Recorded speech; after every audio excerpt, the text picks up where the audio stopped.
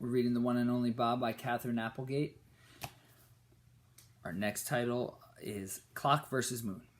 Julia and I wait by the front door while George says goodbye to Sarah. I think maybe the hardest thing for me about being domesticated, a pet if you insist, is that I can't control my own schedule. If I had my way, I'd hang out with Ivan and Ruby all day, every day. Unfortunately, humans love their clocks. Dogs, we use the sky to tell time like any sensible creature. Sky says it's dawn, time to eat. It's noon, time to eat. It's afternoon, time to eat. It's dusk, time to eat. It's midnight, time to eat. Point is, it's always time to eat. Dogs have a thing for the moon too, like wolves and coyotes and our other relatives. No calendars for us. Moon looks like a claw, moon looks like half a pancake, moon looks like a tennis ball, moon looks like a claw again. A chunk of time has passed. But humans, nope, that's not enough. It's not a chunk of time, it's a month. It's not just dawn, it's 6:32 a.m. on Thursday. And boy, oh boy, we better hurry up and go to school or the office or change the baby. But who gives a woof about feeding the poor, starving, sad-eyed, grumbling tummy dog? After a spell, I got used to the comings and goings of Julia and her mom and dad. But it keeps changing. Julia leaves early for school and is gone most of the day. She returns home excited and energized, good sense mostly. But every now and then she comes back smelling a little like me after a visit to the dog trainer, battle-weary and ready to crawl under the covers. Sarah, who was pretty sick for a while, is feeling fine again, thank goodness. But she went back to work and she's away all day too. And George, who has a job at Ivan's place, works 5, sometimes 6 days a week. That means it's just me and the guinea pigs a lot of the time. I have a doggy door and an outside run, but it's not the same as touring the neighborhood with your person. Peeing without potential audience is like talking to yourself. Sometimes I'm the teeniest bit jealous of Ivan and Ruby. They always have someone around, which is crazy, I know. I'm free and they're not, but there it is. Told you, I'm not a saint. Title, The Shelter. I know our route to Ivan and Ruby's by heart. I can't help tugging a bit, even though I'm not supposed to. It's been a couple days since I see my pals, and I need my friend fixed like I need air and water and belly rubs. We don't live far. Down to the end of the street, around the corner. Good news source there. Then a few more blocks. There's Julian. Bob. When I walk Julia, well, okay, I suppose it looks like she's walking me, but I beg to differ. There's a place we pass that always makes me jumpy and bummed. It's an animal shelter, and I know it's a good place, a space for pets who don't have a safe home of their own. When I was abandoned on the highway, just a few weeks old, a nice cage with a soft towel in it and a bowl of fresh water, well, I would have given just about anything for that. Still, when I walk by and hear all those desperate barks and meows and squeaks, it gets to me. Sometimes having great hearing is a pain. Thing is, I realize I have a home, and the gang in there doesn't, and I try not to think about stuff like that, you know? I mean, it's not like I can do anything about their tough breaks, right? And in fairness, maybe those animals aren't like me. I've always been a resilient, hard-working sort. Maybe some of those guys even made their own bad luck. Don't get me wrong. I try to be a nice guy. I do what I can to make the world a better place, sure. Chat with the guinea pigs, lick the strawberry jelly off Julia's hand, do my wagon dance when the rents come home to make them feel good. You scratch my back, I scratch yours. But it's like I said before, you gotta look out for numero uno. Guess that's why the shelter harshes my mellow.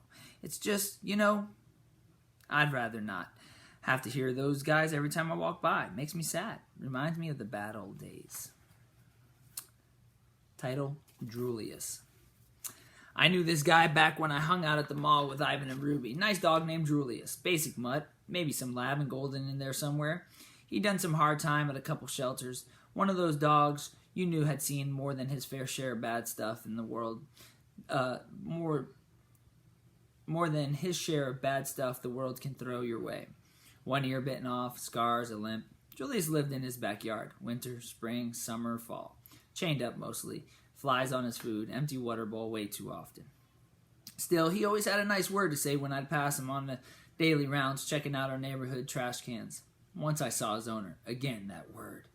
Step onto the back porch. Julius was barking, but he had a good reason. A stranger had passed by. Barking is what we're supposed to do in that circumstance, right? Maybe he's the UPS guy. Maybe he's a serial killer. I mean, come on. We're not the FBI. So anyways, owner came out, big guy, mean looking. Gave Julius a hard kick with his boot. Yelled, "Shut up, you fool!" Disappeared. Julius looked at me, kind of embarrassed. We kept talking. A few minutes later, the owner came out again, put some towels on a line. Julius headed over, tail between his legs, cowering, saying, "I'm sorry, I love you. I am yours, yours, yours," with his whole dog being. Guy completely ignored him, headed back inside. "He's having a tough time," said Julius when the guy was gone.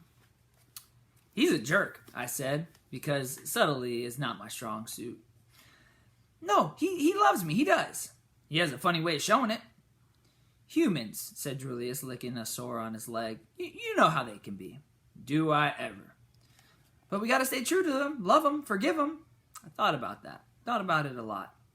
"Why, though?" I finally asked. "Why do we have to forgive them?" Julius looked shocked and confused, as if I'd just asked why cheese tastes good. It just does. "That's the way it is," he said. "That's what we do, Bob." I started to reply, but I managed to hold my tongue, which is not easy for me. It's a very long tongue with a mind of its own. There was no point in making Julius feel worse than he already did. Later that morning, I found a half a turkey sandwich. Gave the whole thing to him. Well, okay, I had a taste first, but still. Title, Forgiveness. Seems like forgiving humans is one of those doggy things we're all supposed to do, like having zoomies or doing bed boogies. It's written into our canine souls. Well, somehow I didn't get the memo.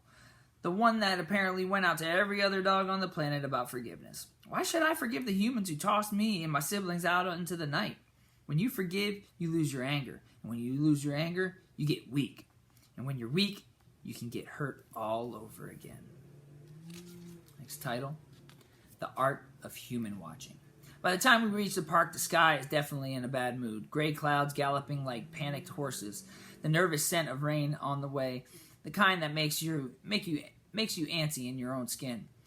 When we get near the employee entrance, I hop into Julia's backpack like always. We enter through the special gate where George shows his ID, checks in, and says hi to the staff. Pet dogs aren't allowed in the